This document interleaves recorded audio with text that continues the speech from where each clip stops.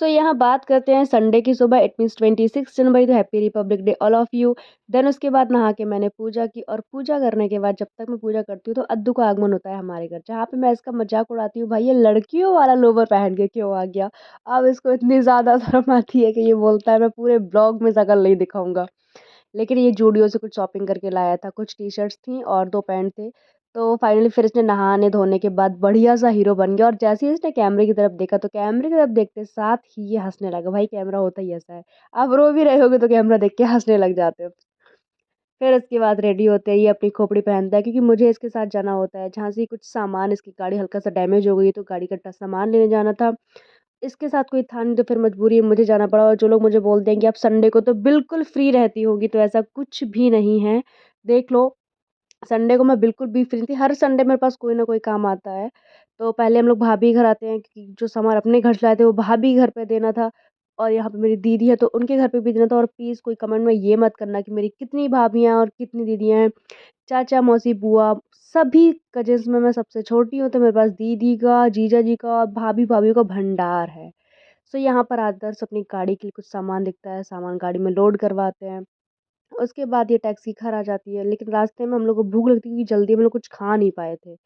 तो फिर अबद के पास गाड़ी का कि 1 प्लेट कबाब पराठा मैं खाती हूँ, 1 प्लेट ये खाता है, इसका पेट तब भी नहीं भरता, भाई इसको 1 प्लेट बिरयानी भी लेनी पड़ जाती है।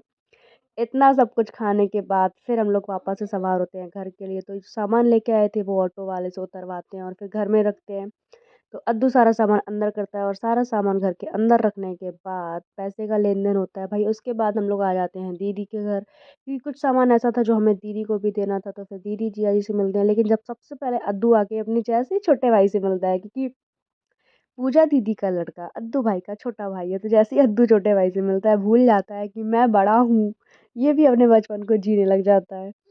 और यहाँ मोदक, भाई हम लोग जब कॉफ़ी पीते हैं तो मोदक को कॉफ़ी पीने को नहीं मिलती है, तो मोदक रो रो के कॉफ़ी मंगाता है भाई कि मुझे भी पीनी है, मैं भी एग्जिट करता हूँ इस प्लेनेट पे, मुझे कॉफ़ी चाहिए।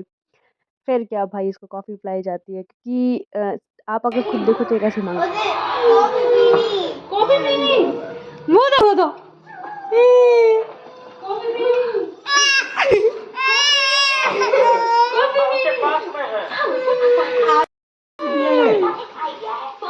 लो हाँ बता निकाल लेंगे।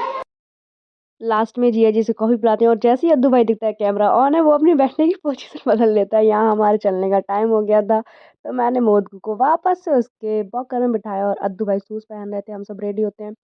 फिर मैं आ जाती हूँ, अद्दू को छोड़ती हूँ, उसके बाद बारी होती है मेरी। भाई मैं ड्राइविंग करूँ क्योंकि मुझे आना होता है एक मैम सना मैम के घर, क्योंकि मुझे आज किसी और काम से मंदिर भी जाना था, एक वीडियो शूट करने। वहाँ के पंडित जी थे तो वो इंटरव्यू आज देने के लिए एग्री थे। तो फिर मैं इनके घर आती हूँ, इनको जब मैं पहले से फ़ोन कर दूँ तो चाय नाश्ता ये पहले से रेडी करती है।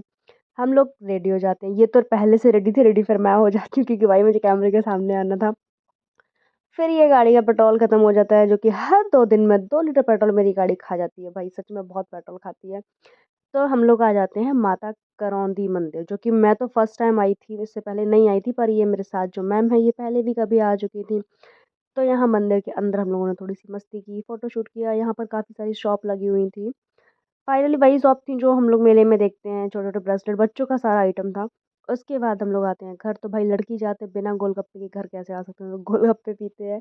देन उसके बाद मनी की डिमांड होती है कि उसको मोमोज़ खाने हैं, फिर क्या हम लोग मोमो पैक कराते हैं, और घर आकर देखते हैं कि सर ने हम लोगों के लिए नमकीन चावल बना के रेडी कर दिए थे। फिर क्या मोमो, नमकीन चावल साथ में मस्त खाते हैं।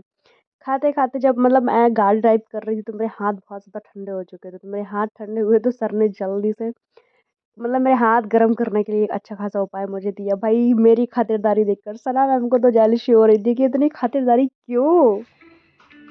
क्या तुमने अपने हाथ धोए? हाँ बिल्कुल मम्मी। तुमने धोए? बहुत अच्छे। अच्छा देखो बेटा, मैंने अब तक तुम्हें कुछ नहीं कहा। खाओ, खाओ। मैं जल्दी, जल्दी। स्कूल के लिए नया सामान लेकर रेडी रही। हर एक बार। अभी फिर से मैंने तुम्हें वही ना हाथ घुसाने वाला। दी। हाँ, ऐसे तो वहाँ पे था, माउस सब में। पूरे हफ्ते संभाल कर रखोगी। अगर तुमने तो इसमें लोगन उसका क्या वो रहता है? फिर यहाँ टाइम हो जाता है मेरे घर आने का, तो मैं घर आ ही रही होती हूँ, इतने में अंकल जी बोलते भाई गाड़ी हटाओ, मुझे अपनी गाड़ी लगानी है, फिर क्या मैं सुपरमैन बन के अपनी गाड़ी हटाती हूँ। फिर उसके बाद मैं गाड़ी शिफ्ट करने के बाद जब उनकी गाड़ी शिफ्ट हो जाती है, मैं अपनी गाड़ी बाहर निकाल दूँ कि भाई अब मुझे अपने घर आना था। फिर मैं इनको बाय बाय बोल के आ जाती हूँ घर पे। तो ये रहता है मेरा संडे का शेड्यूल भाई, कहीं न कहीं कोई ना कोई काम आ जाता है। इस बार मैंने सोचा था संडे को मुझे 3 होमवर्क पढ़ाने, लेकिन तीनों छूट गए, बस 1 पढ़ा पाई थी। 8 बजा था जब मैं घर आई, और मेरे बेड की हालत देखो भाई, सोने के लिए क्या बैठने के लिए भी जगह नहीं थी, इसमें इतना सामान फैला था। फिर ये सारा सामान मैंने शिफ्ट किया, मम्मी की हेल्प ली, मिलते हैं फिर कभी।